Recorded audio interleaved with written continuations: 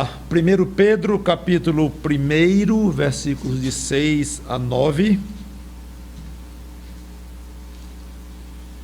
Primeira epístola de Pedro, capítulo 1.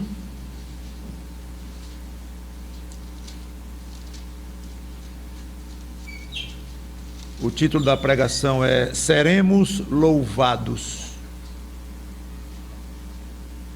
Diz assim então o nosso texto. 1 Pedro 1, de 6 a 9. Nisso exultais, embora no presente, por breve tempo, se necessário, sejais contristados por várias provações, para que, uma vez confirmado o valor da vossa fé, muito mais preciosa do que o ouro perecível, mesmo apurado por fogo, redunde em louvor, glória e honra na revelação de Jesus Cristo, a quem, não havendo visto, amais, no qual, não vendo agora, mas crendo, exultais com alegria indizível e cheia de glória, obtendo o fim da vossa fé, a salvação da vossa alma. Vamos orar. Santo Deus, nosso bom Pai, pedimos as Tuas bênçãos sobre o que vamos falar aqui e ouvir. Ou seja, pedimos Tuas bênçãos sobre todos nós que vamos estar, de alguma forma, expostos a esta pregação. Que Teu Espírito Santo nos ilumine, nos eleve em Cristo e leve a Cristo os que ainda não têm tido o privilégio de uma conversão ao Salvador. Sê Tu exaltado com tudo. Em nome do Senhor Jesus Cristo, te peço e te agradeço. Amém. Talvez eu deveria ter começado lendo desde o versículo 3, que foi o alvo da nossa pregação passada, do 3 ao 5. Mas o fato é que nós vimos que Pedro começa a sua carta bendizendo a Deus, falando da misericórdia de Deus e de coisas maravilhosas que Ele tem feito para conosco. A regeneração que nos trouxe uma esperança viva, explicamos o que seria uma esperança viva, uma herança incorruptível, reservada para nós nos céus. Falamos da proteção do poder de Deus e da salvação que nós já temos, mas que será revelada de uma maneira plena ainda no futuro, quando Cristo voltar. Mas o fato é que Pedro não falava essas coisas todas apenas como frias instruções teológicas. Aliás, eu gosto sempre de estar me lembrando, quando eu próprio leio a Bíblia para minha edificação pessoal, que ela não é um livro de teologia simplesmente. Não teria muito sentido, ou teria muito menos sentido, seria muito mais pobre, se a Bíblia não passasse de instruções da parte de Deus sobre quem Ele é, sobre quem nós somos e especificações, uma aula de teologia profunda, mas sem um efeito prático, sem exortações, sem injeções de ânimo em nós. A Bíblia teria um valor muito, muito diferente, seria algo muito mais frio, mas ela não é assim. Ela se propõe a ser e é um verdadeiro poço de ânimo, de lições práticas para cada ser humano. Pena que a maioria não valoriza, mas é. Então procure sempre efeitos práticos na sua vida. Muito bem, eu estou lendo isso aqui. E aí? O que eu faço com esse fato? Com essa revelação de Deus? Eu faço o que com isso? Nada, eu fico só sabendo que Deus é um só em 3 pessoas. Não, eu vou fazer alguma coisa com isso. Pode fazer essa pergunta a si próprio, quantas vezes você queira, porque você vai encontrar resposta. Há uma maneira de você aplicar na prática as coisas que a Bíblia ensina. Então, Pedro, não fugindo à regra, ele queria que essas coisas que ele havia dito sobre esperança, salvação e tudo mais, tivessem um efeito prático na vida dos seus leitores. E um desses efeitos era a alegria. Versículo 6. Nisso exultais, embora no presente, por breve tempo, se necessário, sejais contristados por várias provações. Quando olhassem para o futuro, Pedro diz, os leitores iriam descortinar esse leque de bem-aventuranças que os aguardava e, naturalmente, iam se encher de alegria com tantas coisas boas e maravilhosas que Deus havia provido e ainda estava provendo e ainda iria prover mais ainda no futuro. Só que havia um detalhe. Na época, era muito diferente o clima em que eles estavam vivendo da ideia de algo gostoso, para se alegrar, maravilhoso. O que eles enfrentavam era dificuldades de toda ordem, provações, hostilidades, perseguições, algumas mais localizadas, outras mais abrangentes. Parece que ainda não tinha sido iniciada a perseguição oficial de Roma contra cristãos, que veio logo depois.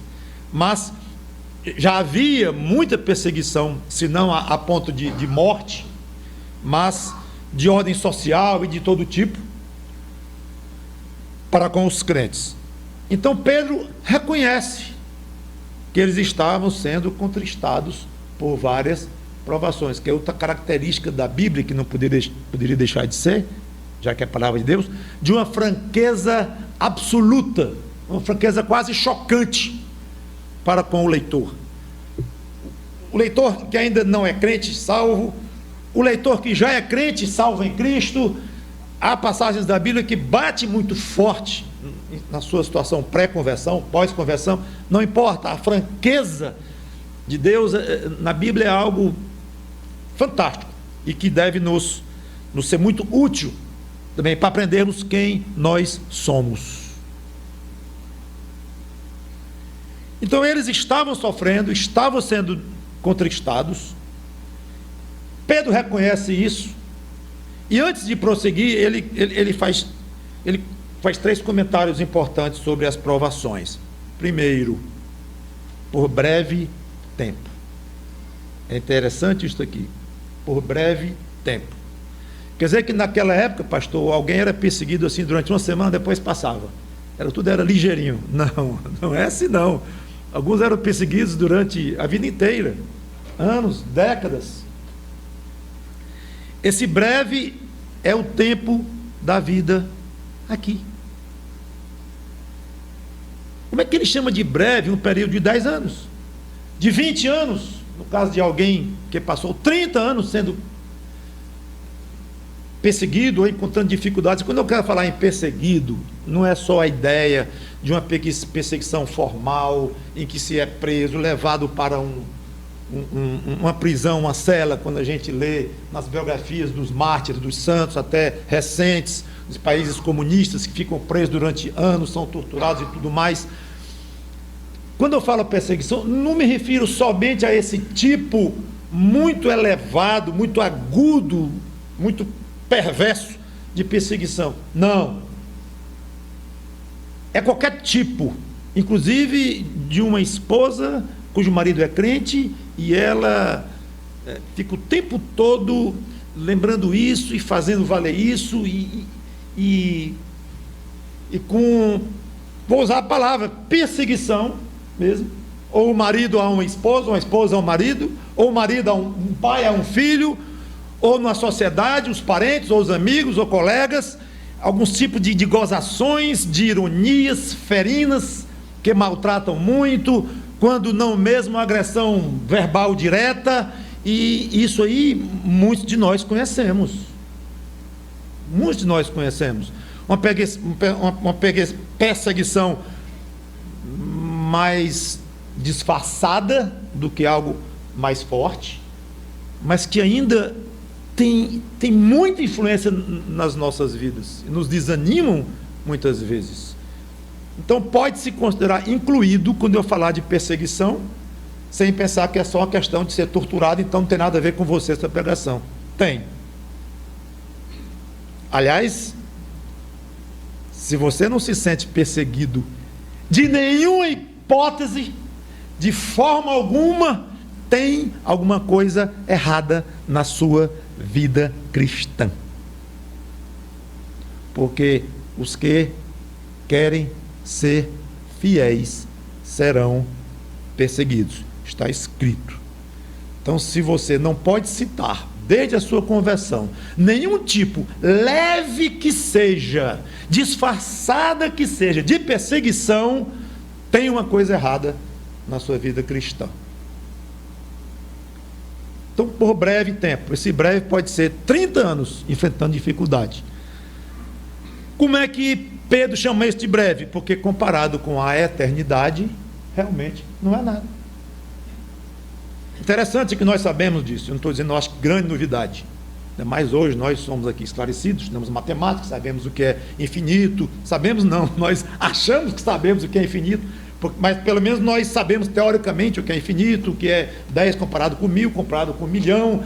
Temos a noção da relatividade das coisas e tal. Então é muito fácil compreender. De fato, 50 anos à vista de 100 anos, é metade, mas de 100.000 anos, de 1.000.000 de anos, de infinitos anos, não é nada. Todo mundo entende isso, ok. Mas, por que nós sofremos tanto com os problemas daqui, como se fossem durar para sempre?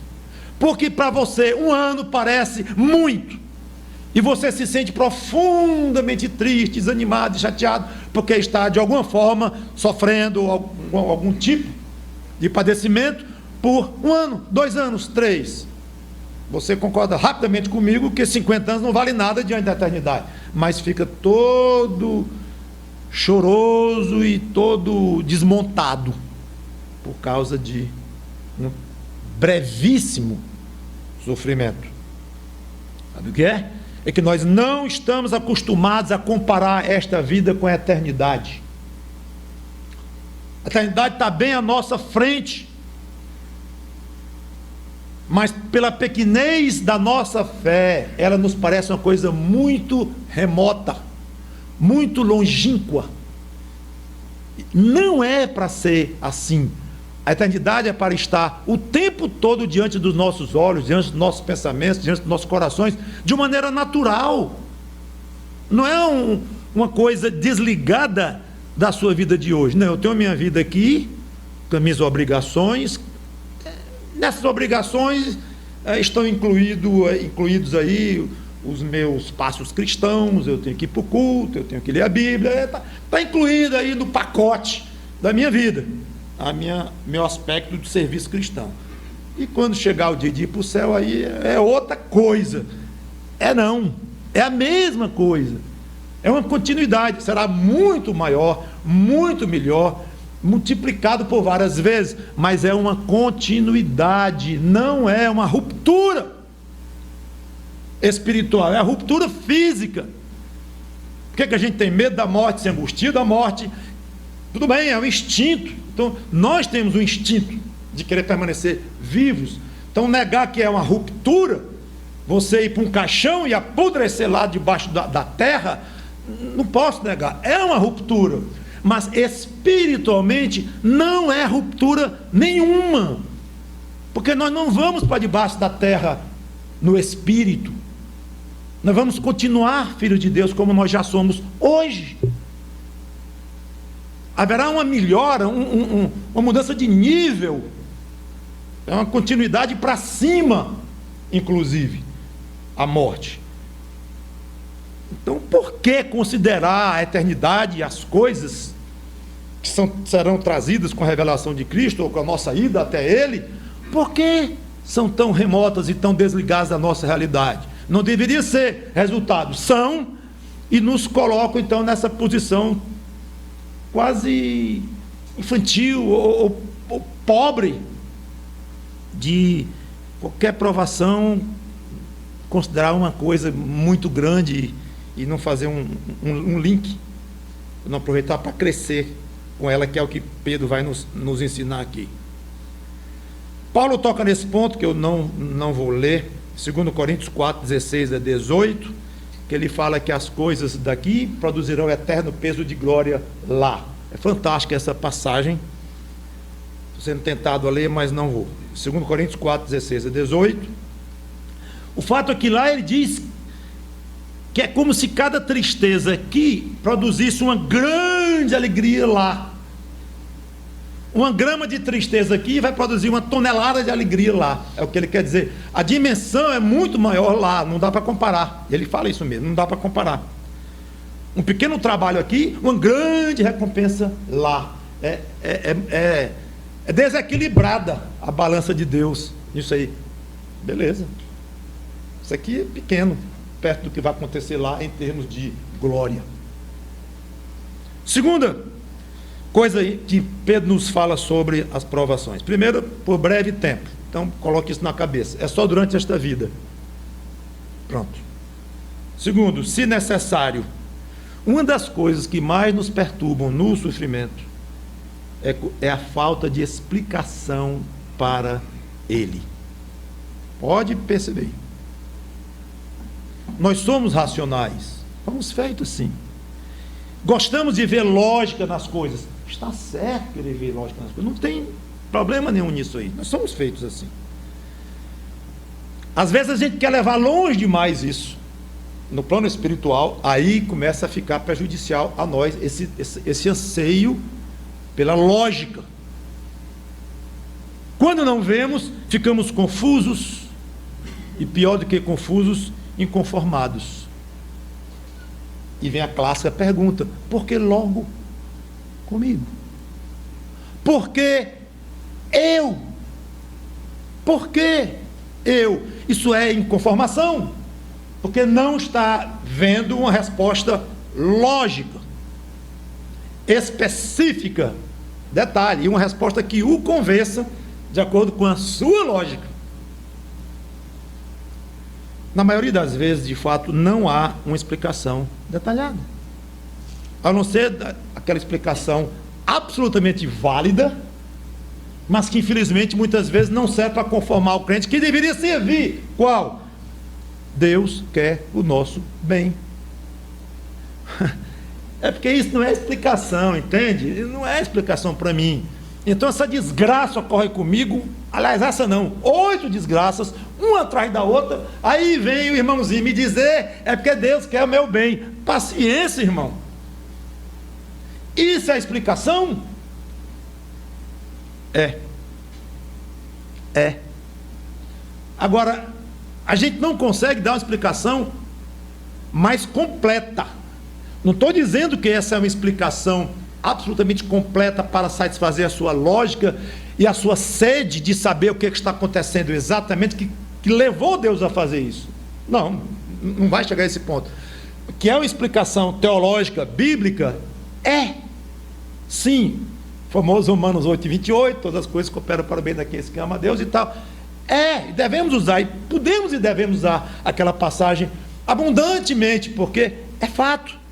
Agora, sejamos honestos, não satisfaz, na maioria das vezes, a quem está ansioso para conhecer mais detalhes sobre por que Deus permitiu 8 problemas em cima de mim, um atrás do outro. Não, Romanos 8:28 não vai responder porque que foram 8 em vez de 6, ou nenhum. O irmão lá não tem problema nenhum há não sei quantos anos, o outro tem 15 problemas, não adianta ir atrás. Nesses momentos, essas 2 palavrinhas, se necessário, devem servir de conselho, de consolo, porque embora não expliquem em detalhes, como já falei, e nada no mundo vai explicar, pelo menos nos asseguram, essas 2 palavrinhas, nos asseguram algo muito importante: não sofremos à toa. Isso não é pouca coisa. Esse recurso não é pequeno. Não é um consolozinho, aí uma vez que nós não podemos saber os detalhes, é um consolozão, à falta de uma explicação mais detalhada. Não sofremos à toa. Se Deus permite que nós sejamos provados, perseguidos, testados, o que for, então, aos olhos dele, é porque é necessário, não é gratuito. faz parte do plano dele e ele não vai mudar. Quer você fique conformado ou não, desanimado ou não, satisfeito ou não, é o plano dele. Detalhe, se necessário, no grego pode ter o sentido de uma vez que é necessário. Ali, o português, às vezes, também, essa palavrinha se adquire essa conotação. Já que é necessário, se você vai então amanhã, aproveite e leve encomenda para mim. Você está dizendo que vai amanhã para o Rio? Vou. Então, se você vai para o Rio amanhã, leve essa encomenda para mim. Esse se tem um sentido de já que, uma vez que você acabou de me dizer que vai para o Rio, leve para mim essa encomenda. Então, no original, pode ter o mesmo sentido, que fica até mais forte.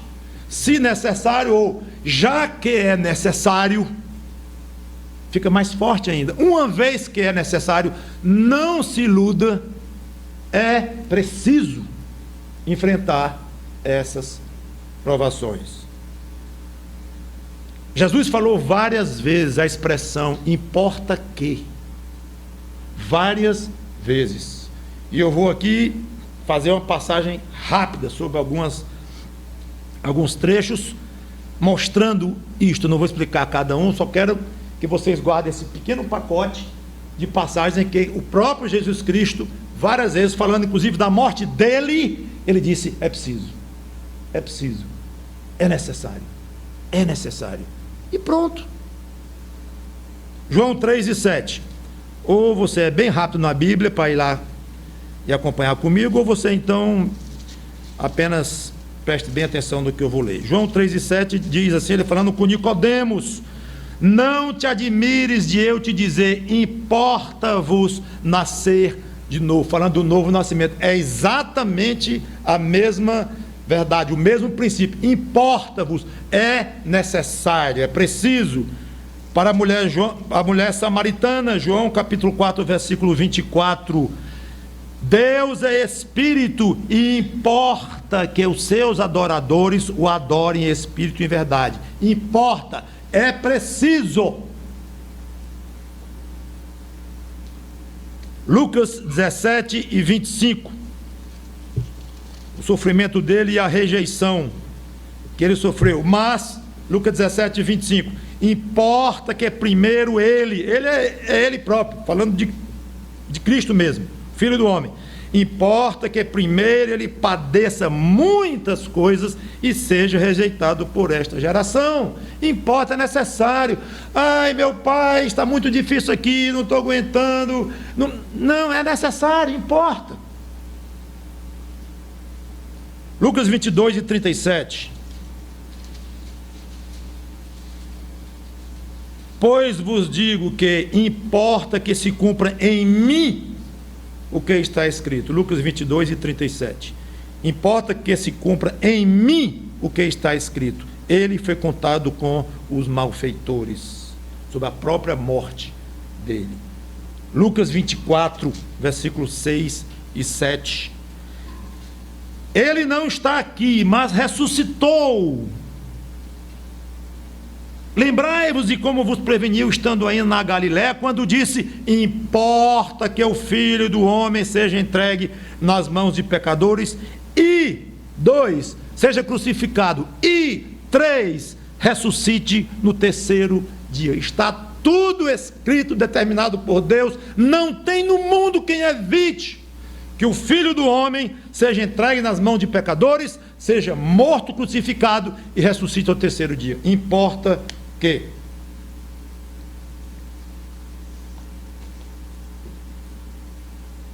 até quando ele orou: meu pai, se possível, passa de mim esse cálice. Ele sabia que o pai não ia passar, não.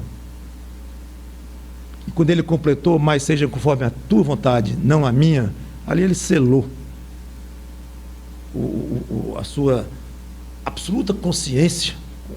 Ele sabia que a vontade do pai não era passar aquele cálice. Aquilo foi um brado de desespero, de sofrimento, de angústia, que nós não podemos nem imaginar o tamanho. Eu não estou aguentando isso. Passa de mim que eu não aguento. Mas meu pai, não passa não. É isso aí. passa, mas não passa não, porque eu sei que a tua vontade é não passar, porque eu tenho que enfrentar aquela cruz. Importa que eu seja levantado, crucificado, importa que eu ressuscite.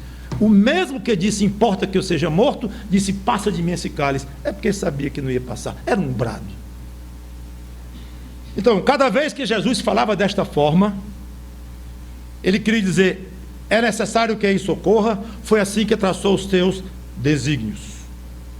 Então, quando você for provado, testado, perseguido de alguma forma, pense assim, sugestão, eu não sei exatamente por que está acontecendo isso comigo. Ela é exatamente não, eu não tenho a menor ideia, eu não sei nem remotamente, quanto mais exatamente, eu não tenho a menor ideia por que está acontecendo isto logo comigo. E a gente diz comigo como se a gente fosse muito diferente dos outros, né? Se fosse no vizinho, seria a coisa mais natural do mundo. A gente nunca diz assim, Senhor Deus, por que está acontecendo isso com João? Coitado, logo João, por que com João e com a Maria? Não, você ora pelo João, ora pela irmã Maria, se compadece, mas não fica inconformado. Por quê? Ora, quando vem sobre você, Senhor, por que comigo? É engraçado. E você é diferente do João? E é diferente da Maria? Com João pode, e você não pode. Deus tem que se explicar quando é com você. Com João não precisa explicar coisa nenhuma. É uma mente muito fraca, essa nossa. É uma cabeça muito, muito egoísta. Bando de crentes, que nós somos fraquinhos de fé, e egoístas, egocêntricos, que não temos tanta pena do João como temos de nós mesmos. Por quê? Falta de amor no nosso coração. Então, Senhor, eu não sei nem remotamente porque está acontecendo logo comigo, mas não vou ficar te perguntando e nem inconformado, meu Senhor, porque eu sei que para ti é necessário. Não precisa me explicar por quê. Eu sei que é. Isso deve ser suficiente, irmãos. Terceiro ponto que Pedro toca ao falar das provações e dos sofrimentos. É normal que as provações produzam tristeza. Eu não sei de onde é que certos pastores, escritores, estudiosos deduzem que tristeza, melancolia, depressão na vida do crente é produto de um pecado específico. Não sei de onde tiram isto. A Bíblia aqui está reconhecendo claramente, nesta passagem e muitas outras poderíamos mostrar isso também, que a provação produz tristeza, sim.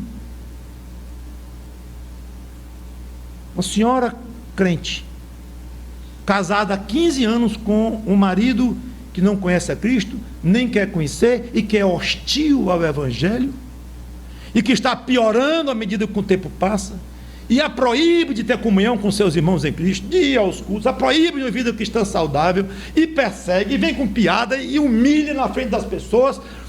Uma pessoa assim, ela pode entrar numa tristeza grande, por causa de uma provação dessa. Como eu disse, não é uma provação física de presa, mas é uma perseguição insistente, 24 horas por dia, durante 1 ano, 2 anos, 10 anos, 20 anos ali, e ela pode entrar numa melancolia, numa depressão, inclusive. Onde é que está o seu pecado? Não sei se porque ela casou com um não crente, ou ela se converteu depois, ela não tem pecado nenhum, não tem nada a resolver diante de Deus, que ela se converteu depois de casada, aí vai querer procurar o pecado da irmãzinha lá, coitada, ela está precisando de ajuda, de misericórdia, de compaixão, não de um dedo acusador dizendo desculpa onde é que está o pecado, porque depressão é pecado, é produto direto de um pecado específico. Não é obrigatoriamente, pode ser, claro que pode ser, mas a partir do princípio que é, eu acho às vezes até malvadeza com o pobre do crente que está melancólico, triste, deprimido. Mas é um assunto delicado, requer muito cuidado, muita conversa com a pessoa para saber exatamente as circunstâncias em que está ocorrendo aquela tristeza, como é que tudo aconteceu ou está acontecendo. Deve ser um exame profundo, sim, procurando pecados, se houver, claro, mas não partir do princípio, logo de que é errado ou vergonhoso um crente estar sofrendo de melancolia. Agora, interessante que Pedro acabou de falar no versículo 6, a primeira parte, logo, ele diz: nisto exultais. Vocês viram lá, voltando a 1 Pedro, capítulo 1, versículo 6, nisto exultais. Embora no presente, por breve tempo, sejam necessários contristados. Então, no mesmo versículo em que ele fala de alegria, ele fala de tristeza. Mas, e aí? E aí? A vida do crente é de alegria? Ou é de tristeza? Dos dois. É a vida. É uma mistura. Alegria e tristeza juntos. É tão natural ser alegre, estar alegre no espírito, como está triste, não no espírito, mas triste por uma circunstância aqui da vida, que torna o viver diário aqui mais preto e branco, menos colorido. É natural essa mistura, devemos encarar isso com muita naturalidade. Eu não estou me sentindo bem hoje, eu não estou feliz hoje, ontem eu estava tão alegre, hoje eu não estou, e tem que estar, não tem que estar. E eu já estou alegre demais, tem uma coisa errada comigo. Estou até desconfiado. Como tem um amigo que eu pergunto: como é que estão as coisas? Tão bem que eu estou até desconfiado. Vem já a tristeza por aí. Tudo bem que vem a tristeza, vem a alegria. É natural. Devemos encarar isso com mais naturalidade, irmãos. O segredo é que o sofrimento, embora desagradável, ele é muito útil. Pelo menos fica isto: ele é útil. Essa é uma verdadezinha que dói, e que a gente, se pudesse deixar para trás e pular por cima dela, seria um espetáculo. Mas não dá. O sofrimento é útil. Quer dizer que seja gostoso, porque eu acabei de reconhecer que é desagradável. Quem produz o sofrimento não está isento diante de Deus de explicar por que produziu. Sofrer é mal, é ruim sofrer. Deus não tinha originalmente esse plano para a raça humana quando fez Adão e Eva. Quando eu digo que Deus não tinha esse plano, é bom deixar isso com cuidado, porque tudo está no plano de Deus. Mas deixe-me dizer de uma maneira bem clara: quando Deus colocou Adão e Eva lá e deu a ordem para não comerem do fruto proibido, então estava ali implícito ou evidente que, se eles tivessem obedecido, não iriam conhecer sofrimento. Então é nesse sentido que eu estou dizendo que Deus fez a raça humana para obedecê-lo e para não sofrer, porque o sofrimento viria como fruto da desobediência. Como é que é útil a provação? Versículo 7. As provações servem para testar a genuinidade da sua fé. Veja isso, meu irmão, minha irmã. Para que, uma vez confirmado o valor da vossa fé, muito mais preciosa do que o ouro perecível, mesmo apurado por fogo, redunde em louvor, glória e honra na revelação de Jesus Cristo. E aqui está um ponto muito importante, que eu quero chamar a atenção. Uma fé genuína, confirmada pela provação, redunda em louvor, glória e honra na revelação de Jesus Cristo. O sofrimento testa a sua fé. Essa fé, uma vez testada, ela vai redundar em louvor, glória e honra na revelação de Jesus Cristo.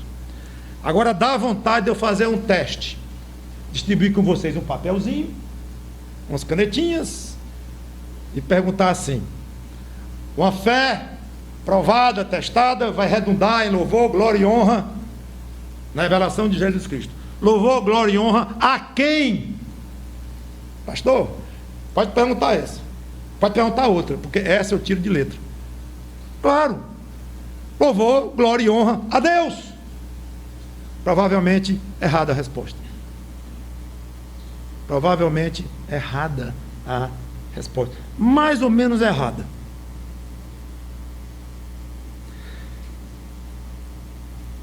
Há muitos, e eu me incluo entre eles, que acham que aqui se refere a louvor, honra e glória ao crente.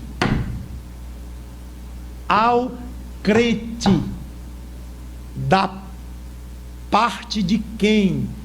Quem louva o crente, cuja fé é testada e provada como no fogo?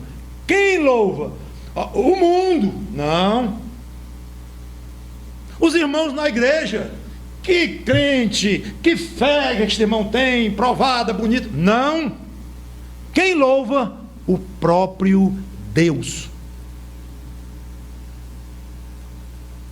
Querem base bíblica? Agora vocês vão lá comigo. Mateus 25 e 21.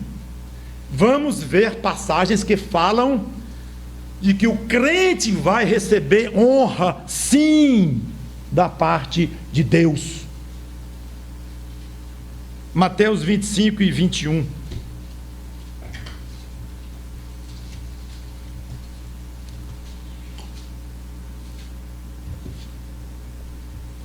Diz assim, Mateus 25 e 21. Disse-lhe o Senhor, dentro daquela parábola de Cristo dos talentos: muito bem, servo bom e fiel. Foste fiel no pouco, sobre o muito te colocarei. Entra no gozo do teu Senhor. É evidente que este servo está sendo louvado pelo Senhor, exaltado. Muito bem, você foi fiel. Gente, o que é isso? Senão um elogio, uma exaltação, uma honra. Já recebeu um elogio do seu chefe? Ou do seu patrão? Ainda mais na frente da empresa inteira? Muito bem você. Você é um excelente funcionário. Parabéns pelo seu comportamento. Esse vai chegar nas nuvens em casa. Mulher, tu não sabe. Porque ele foi honrado pelo seu Senhor. 1 Coríntios capítulo 4, versículo 5. 1 Coríntios 4 e 5. Portanto, nada julgueis antes do tempo, até que venha o Senhor, o qual não somente trará à plena luz as coisas ocultas das trevas, mas também manifestará os desígnios dos corações. E então cada um receberá o seu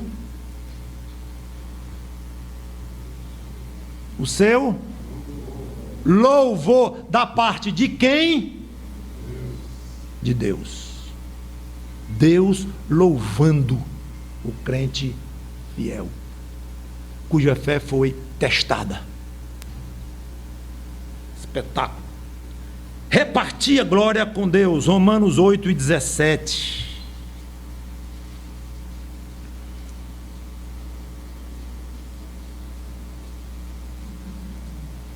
Ora, se somos filhos, somos também herdeiros de Deus, co-herdeiros com Cristo.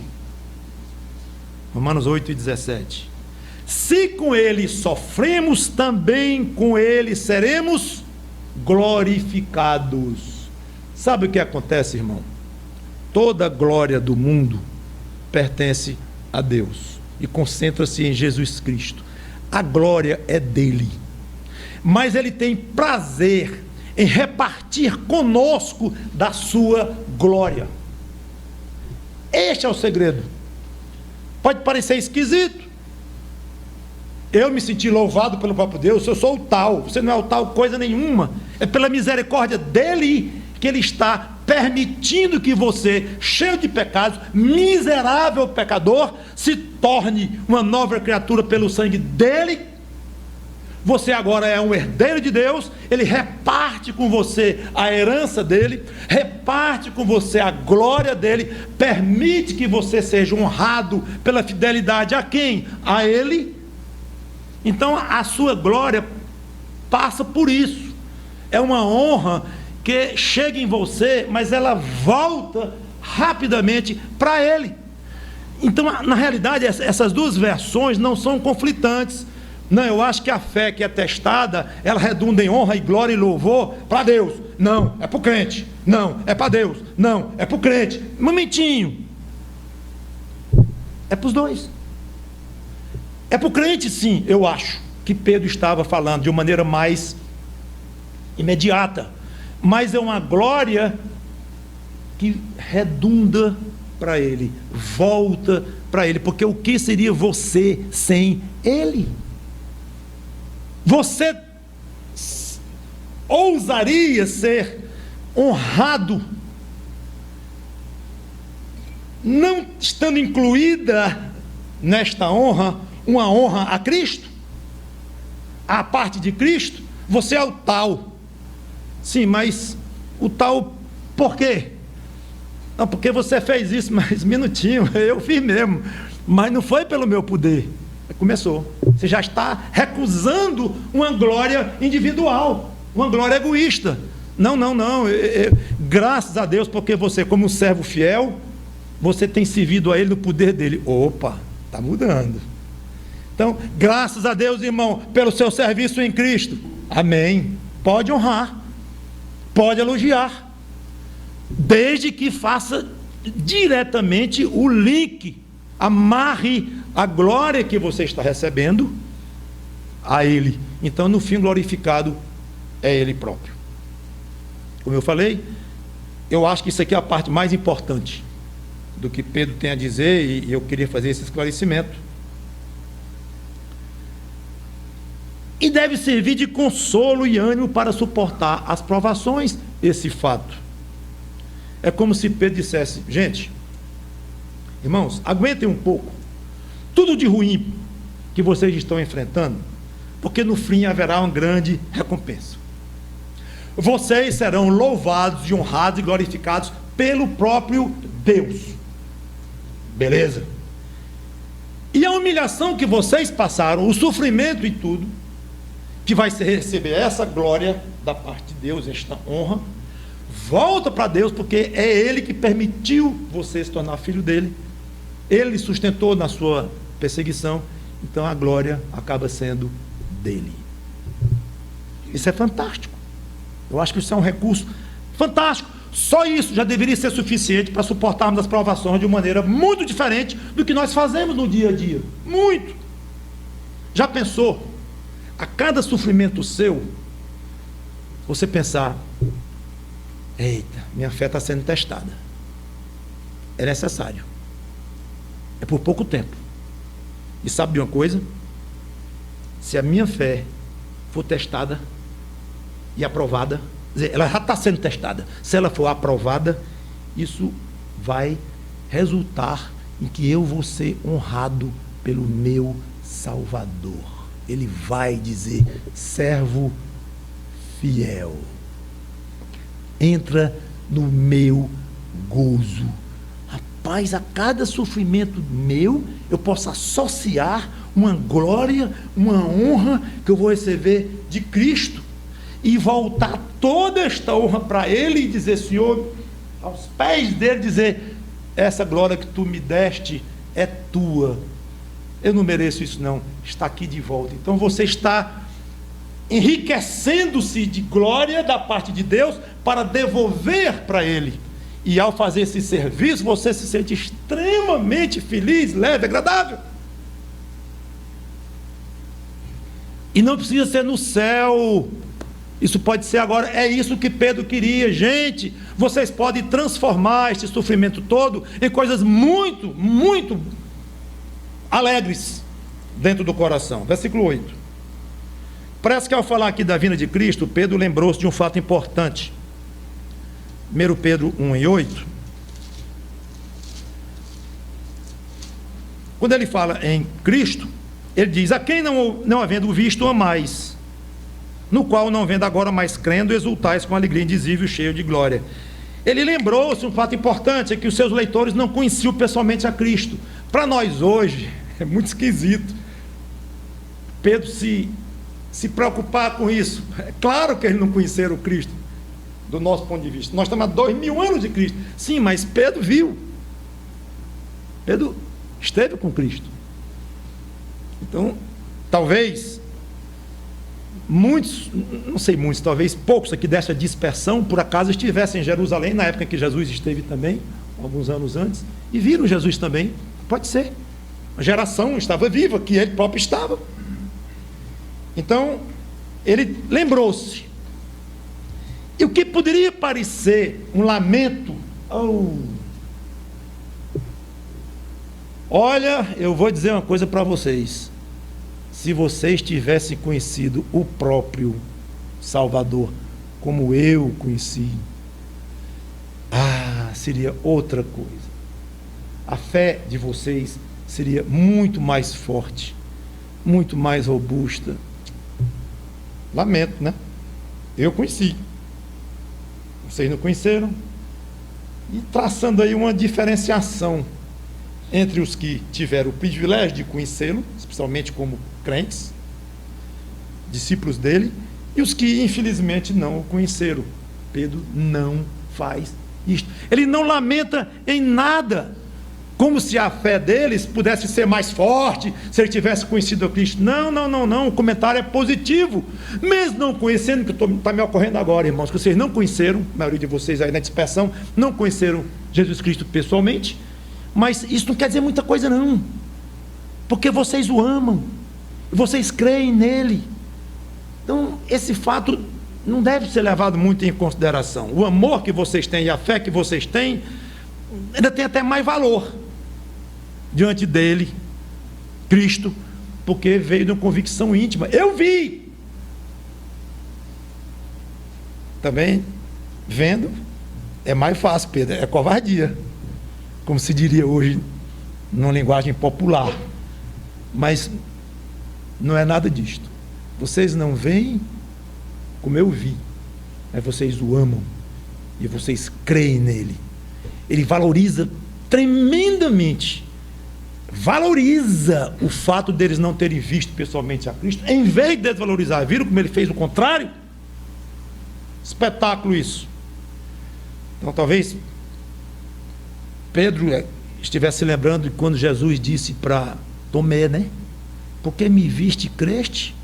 Quando Tomé colocou as mãos no lado de Jesus que tinha sido aberto 3 dias antes, e no buraco das mãos dele, dos pregos. Porque me viste, creste? Bem-aventurados que não me viram e creram. Muito provável que Pedro estivesse pensando isso. Outra coisa, o fato de não terem conhecido a Cristo não era motivo de tristeza. A fé em Cristo é tão real que substitui a necessidade de ver com os olhos. A fé os aproximava de Cristo de uma maneira tão viva, tão intensa, que gerava neles uma alegria indizível e cheia de glória. Engraçado, Pedro falou em alegria no versículo 6, falou em tristeza no versículo 6 ainda. Eu chamei a atenção disso, no mesmo versículo. Agora no versículo 8 já fala em alegria de novo. Exultais com alegria indizível e cheia de glória. Parece meio paradoxal isto, mas é assim. Cristo dá alegria no meio do sofrimento, e por isso que eu acho que Pedro disse que é uma alegria indizível, porque não dá para explicar. Conheci uma jovem que teve câncer e foi visitada no hospital, e várias pessoas disseram: eu fui confortá-la e saí confortado, sorrindo, no leito do hospital. Indizível uma alegria dessa. É meio estranho, meio paradoxal, como eu disse, mas é muito intensa ao mesmo tempo. É inexplicável. Aí Pedro diz logo, ela é indizível, cheia de glória. Não peçam que eu explique muito isso não, porque vem do alto mesmo, não tem jeito. Um amigo meu foi, não crente, foi uma vez à ceia de Ano Novo, lá na igreja de Manancial, e ele me disse depois, eu vi muita alegria no rosto de vocês naquele jantar festivo, mas eu sou muito desconfiado. Eu digo que esses camaradas estão alegres assim porque peru, né, sobremesas, festa, alegria, Ano Novo.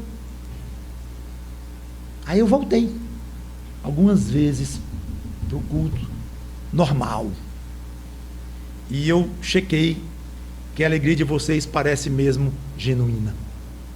Não era por causa daquela festa não, porque é a mesma coisa. Gostoso demais ouvir algo assim, é uma maravilha. Nós conhecemos esse tipo de alegria misteriosa, estranha e ao mesmo tempo bendita, cheia de glória, que é o que ela tem mesmo. Finalmente, versículo 9: obtendo o fim da vossa fé, a salvação da vossa alma. Pronto, pastor, agora me embananou todo. Quer dizer que a minha fé vai ter fim? Eu sempre soube que a minha fé foi dada uma vez por todas, que a salvação é eterna. Como é que pode? E outra coisa, o fim da minha fé vai gerar a salvação da minha alma. Não é o contrário, eu não sou salvo pela fé. É, se você se apegar à palavra no português, fim. A palavra no português não. Há um sentido da palavra no português, porque no próprio, não precisa nem ir para o grego. Porque a palavra em português, fim, ela tem uma conotação também de cumprimento, de uma consumação, de uma realização plena. O objetivo máximo. No grego é a mesma coisa. Então aqui não precisa nem ir para o original. Mas tenha muito cuidado com as palavras que você vê na Bíblia, decora, discute em cima delas, faz teorias e doutrinas em cima dela, para não dizer teologia errada, vive errado por causa daquela palavra que você entendeu erroneamente. Então esse é o tipo da passagem que é uma palavra corretamente traduzida pode gerar um problema grande de confusão na mente do crente. O fim da minha fé é só o contrário. É a realização máxima, o objetivo final da sua fé, que é a salvação da vossa alma. Então Pedro termina dizendo que uma vida de amor a Cristo e uma vida de alegria por crer nele, mesmo sem vê-lo, faz parte do exercício da fé, que vai levar a nossa alma à plena salvação. Eu pensei que já fosse salvo, pastor, plenamente. Eu não sabia que era salvo pela metade. Eu não estou dizendo que você é salvo pela metade. Você é totalmente salvo, mas a sua salvação ainda não é como será. Aliás, você pensa que o gozo pleno da sua salvação é cheio de problemas como você tem, e que eu tenho, que os pobres dos irmãos aqui tinham também? Que salvação fraca é essa? Não. Então alguma coisa da nossa salvação está em andamento. Claro, então nesse sentido, nossa salvação não se completou. No sentido de que nós nos tornamos completamente filhos de Deus, herdeiros de Deus, co-herdeiros com Cristo, sim, já está completo. Então depende do sentido em que você quer falar. Então, resumindo, em pleno sofrimento, em cada um deles, o crente tem bons motivos para se alegrar aqui. Eu deixei para o final comentar uma parte do versículo 7, de propósito, já estou encerrando, que eu não sei se vocês notaram que eu não comentei sobre o ouro.